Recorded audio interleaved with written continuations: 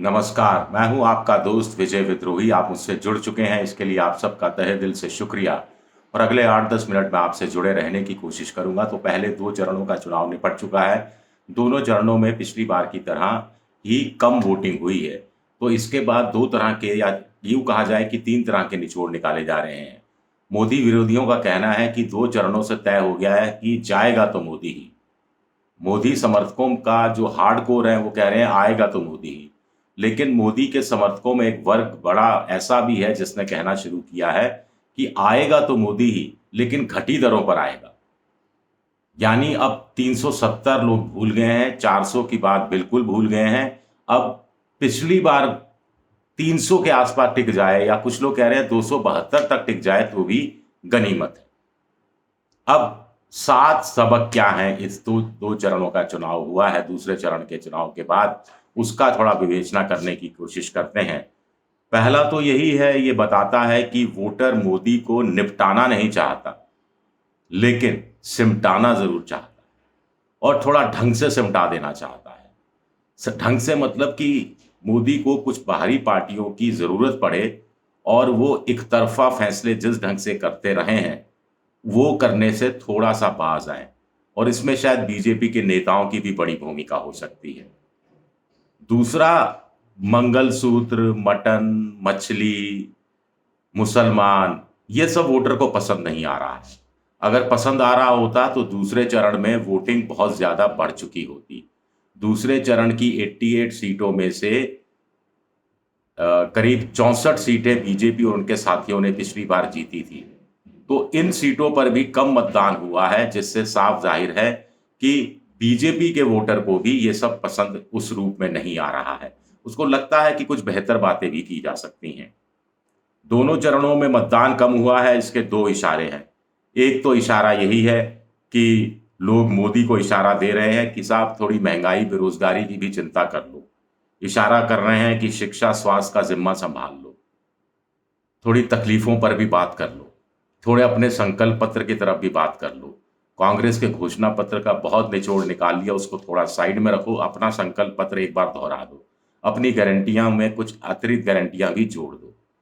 एक दूसरा संकेत ये है कि सांसदों के खिलाफ एंटी इनकम्बेंसी है। हालांकि बीजेपी इस बात को भांप गई थी और बीजेपी ने करीब 30%, 1/3 सांसदों के टिकट काटे, लेकिन इसके बावजूद लोगों का गुस्सा दूर नहीं हुआ है। गुस्सा थोड़ा सा कम हुआ है, ये मोदी के लिए राहत की बात है। लेकिन अगर ये एंटी इनकम्बेंसी वाला भाव और तेजी से फैला तो मोदी के लिए दिक्कतें आ सकती हैं। डबल इंजन की सरकारों वाला भी फॉर्मूला अब जनता पर चलने वाला नहीं है, वो भी चल नहीं रहा है। कहीं कहीं तो उनको लगता है कि डबल इंजन फेलियर हो रहा है। चौथा है कि बोर्डम है, 10 साल हो गए। हर चीज की एक लिमिट होती है। आप रबड़ बैंड को कितना खींचेंगे? एक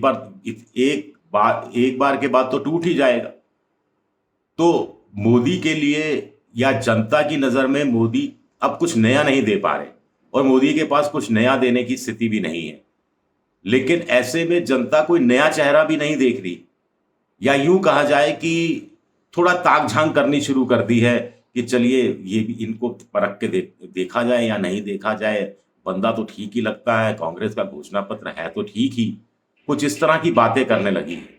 ये दूसरे चरण के बाद ये चीजें और ज्यादा तेज हुई तो मोदी के लिए थोड़ी दिक्कतें बढ़ सकती हैं। और मोदी ने जिस ढंग से चुनाव प्रचार प्रसार कांग्रेस के घोषणा पत्र का किया है, उसके लिए तो कांग्रेस को मोदी जी का शुक्रगुजार होना चाहिए। एक दो बाइटें हैं। एक मोजो जो बरखा दत्त चैनल चलाती हैं, उसमें कर्नाटक का एक पढ़ा लिखा व्यक्ति कह रहा था, शहरी पढ़ा लिखा, कि मैं हिंदू हूं, हिंदुत्व ठीक है, लेकिन ये रिलीजियन के नाम पर, धर्म के नाम पर नहीं लड़ना चाहिए। ये हिंदू मुस्लिम नहीं होना चाहिए। ये बात मुझे छू गई। ये बात मोदी जी को भी छू जानी चाहिए और उससे सबक सीखने की जरूरत है। इसी तरह रेड माइक में एक चैनल के अंदर मैं एक बाइट देख रहा था मेरठ से, एक पढ़े लिखे इंसान की, जो बीजेपी के अरुण गोहिल जो वहां से चुनाव लड़ रहे हैं, जो कि राम की भूमिका निभाई थी, कह रहे थे ये दूसरे नंबर पर आएगा, तीसरे नंबर पर आएगा, ये पक्का हारेगा। फिर पूछा कि आप किसको वोट देकर आए? मैं बीजेपी को, मोदी जी को वोट देकर आया हूँ, मोदी जी का प्रशंसक हूँ। तो रिपोर्टर ने पूछा, भाई आप मोदी जी को वोट देकर आए हैं, तो वोट तो जाएगा अरुण गोयल के पास, तो वो जीत जाएगा? नहीं साहब, वो नहीं जीतेगा। वैसे लोग जीतने भी नहीं चाहिए, दूसरे तीसरे नंबर पर आएगा। लेकिन मैं तो मोदी जी को चाहता हूं, तो मैं तो चाहता हूं मोदी जी 5 साल और रहे, तो मैं मोदी जी को वोट दे। तो आप इसमें उलटबाजी देख सकते हैं। आप उस नेता ही जैसा कुछ था वो लग रहा था, उसकी कोई चालाकी भी देख सकते हैं, लेकिन उसके भाव आप जानने की कोशिश करें तो ये मोदी जी शायद बेहतर समझ पाएंगे कि लोग मोदी जी को चाहते हैं, लेकिन उनके कैंडिडेट को, उनके उम्मीदवारों को, उनके सांसदों को नहीं चाहते। तो लोगों का गुस्सा अभी उस रूप में सामने नहीं आया है, अभी कंट्रोल में है। तो मोदी जी क्या अब आगे के चरणों में फिर गरीबी, बेरोजगारी, इस सब की बात करेंगे, आर्थिक विषमता की बात करेंगे, स्वीकारेंगे कि देश में आर्थिक विषमता है? ये बड़ी सवाल उठता है। ये छठा पॉइंट है।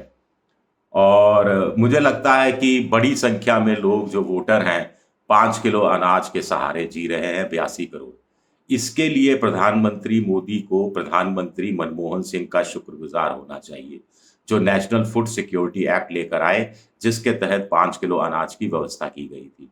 मान लीजिए मनमोहन सरकार ये एक्ट लेकर नहीं आती, तो मोदी जी तो बनाते नहीं, क्योंकि मोदी जी अगर बनाते अपने शासनकाल में कि गरीबों को 5 किलो मुफ्त अनाज दिया जाएगा, तो एक नैरेटिव खड़ा हो जाता, भाई मोदी जी तो मान गए हैं कि देश में गरीबी है, मोदी जी मान गए हैं कि गरीबी सिर्फ 5 किलो मुफ्त अनाज देकर ही दूर की जा सकती है। मोदी मान गए हैं कि उनके पास गरीबी दूर करने का और कोई चारा नहीं है और कोई साधन नहीं है। इसी तरह मनरेगा को लेकर भी दो चीजें हैं जो 5 साल में लोगों को विषम परिस्थितियों के बावजूद जिंदा रखे हुए हैं, गरीब वर्ग को, किसान वर्ग को, निम्न मध्यम वर्ग को और ग्रामीण वर्ग को। एक मनरेगा है शहर गांव के अंदर, और एक फूड सिक्योरिटी एक्ट है, और दोनों कांग्रेस की सरकार ने लागू किए थे। एक और पॉइंट है कि जो 2 फेज के चुनाव बताते हैं कि वोटर को यह पसंद नहीं आ रहा कि आप भ्रष्टाचार की बात करते हो दूर करने की, लेकिन भ्रष्टाचारियों को पार्टी में शामिल करते हो। कहीं ना कहीं कांग्रेस का, इंडिया पॉलिटिकल फ्रंट का जो ये प्रचार है, मोदी वॉशिंग मशीन, वो जनता तक पहुंचा है। दूसरा, जनता मानती है कि मोदी जी के आने से ऊंचे पदों पर, ऊंची श्रेणियों का, उच्च स्तर का भ्रष्टाचार दूर हुआ है या बहुत कम हुआ है। लेकिन रोजमर्रा की जिंदगी में, अदालतों में, कचहरी में, अस्पताल में, पटवारी के दफ्तर में, दूसरे सरकारी दफ्तरों में, जो रोजमर्रा पुलिस स्टेशन में जो जनता को रोजमर्रा के भ्रष्टाचार का सामना करना पड़ता है, उसमें रत्ती भर भी कमी नहीं आई है, रत्ती भर भी कमी नहीं आई है। तो इसका भी कुछ ना कुछ गुस्सा है लोगों में। और इसी के साथ परिवारवाद की बात, और परिवार के लोगों को टिकट देना, परिवारवादी पार्टियों के साथ समझौता करना जनता को अखरता है। मोदी के समर्थकों और बीजेपी के वोटरों को भी, कई बार कार्यकर्ताओं को भी अखरता है कि 400 पार की बात होती है और 118 सांसदों को जो टिकट दिया गया है वो बाहर से लाए गए हैं, कार्यकर्ता तक बाहर से लाए जा रहे हैं, उनको ज्यादा सम्मान दिया जा रहा है। कहीं ना कहीं ये भी चुकता है, और वोटिंग जो कम हुई है उसका कारण एक ये वजह भी हो सकती है।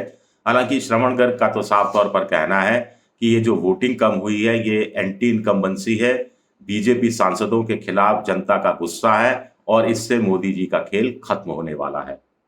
आप पता नहीं कितनी उस बात से सहमत होंगे या नहीं सहमत होंगे, लेकिन मेरा कहना है, मुझे लगता है कि ठंडा चुनाव है, उत्साहहीन वोटर है, लहर मोदी के पक्ष में नहीं है, लहर मोदी के खिलाफ भी नहीं है, लेकिन एक विचित्र स्थिति हो रही है। मोदी को सत्ता से हटाने के लिए लोग घर से बाहर नहीं निकल रहे हैं। मोदी को सत्ता से हटाने के लिए लोग घर से बाहर नहीं निकल रहे हैं, लेकिन इसके साथ साथ ही राहुल गांधी को सत्ता में लाने के लिए भी लोग घर से बाहर नहीं निकल रहे हैं। मतलब क्या है? मतलब यह है कि लोगों को लगता है जो है चल रहा है, चलने दो, कम से कम स्थिर सरकार तो है, कम से कम मोदी का कुछ प्रभाव तो है, कम से कम मोदी की पार्टी पर पकड़ तो है, पता नहीं दूसरे आएंगे तो कैसे निकलेंगे। यही दूसरे यानी इंडिया के लिए सबसे बड़ी चुनौती है कि उनको बताना है कि वो आएंगे तो ढंग के निकलेंगे, अच्छे निकलेंगे, मजबूत निकलेंगे, स्थायी निकलेंगे, स्थिर सरकार देंगे और लोगों की जिंदगी वाकई में बदल कर रख देंगे। मां, मटन, मछली, मुसलमान, मंगलसूत्र की बात नहीं करेंगे, महंगाई की बात करेंगे, बेरोजगारी दूर करने की बात करेंगे, महिलाओं के हितों की बात करेंगे, किसानों की, अन्नदाताओं की बात करेंगे। ये बात क्या इंडिया पॉलिटिकल फ्रंट समझाने में कामयाब होगा? दूसरे चरण के बाद चुनाव खुल गया है। दूसरे चरण के बाद पहले 2 चरण के वोटरों ने साफ साफ इशारा कर दिया है कि हम किस तरह की सरकार देखना चाहते हैं। साफ तौर पर दोनों चरणों के बाद वोटर ने इशारा कर दिया है मोदी जी को कि ऐसे नहीं चलेगा, ऐसे नहीं चलेगा, आपको तौर तरीके बदलने पड़ेंगे। हमें गुस्सा है, हमें आपसे प्यार है, हम आपको तीसरी बार चाहते हैं, लेकिन हमें गुस्सा भी है। हमारे गुस्से को और ज्यादा मत भड़काइए, क्योंकि ये 2014, ये 2019 नहीं है। हमारे पास एक विकल्प है। अब इंडिया पॉलिटिकल फ्रंट को बताना है कि हाँ, मैं विकल्प हूं, मैं विकल्प हूं, मैं विकल्प हूं। क्या ऐसा हो पाएगा? देखना दिलचस्प रहेगा। शुक्रिया मेरा वीडियो देखने के लिए। पसंद आए तो लाइक कीजिए, सब्सक्राइब कीजिए, शेयर कीजिए, घंटी जैसी आकृति बेल आइकन दबा दीजिए ताकि नया वीडियो आए तो तत्काल आपको जानकारी मिल जाए। आप मेंबरशिप ड्राइव में जा सकते हैं, मेरी आर्थिक मदद की भी कोशिश कर सकते हैं। एक्स यानी ट्विटर पर मैं विद्रोही 7 के नाम से हूं। फेसबुक पर मेरा पेज है विजय विद्रोही पेज। शुक्रिया मुझसे जुड़ने के लिए। लाइक, सब्सक्राइब, शेयर जरूर कीजिए। शुक्रिया।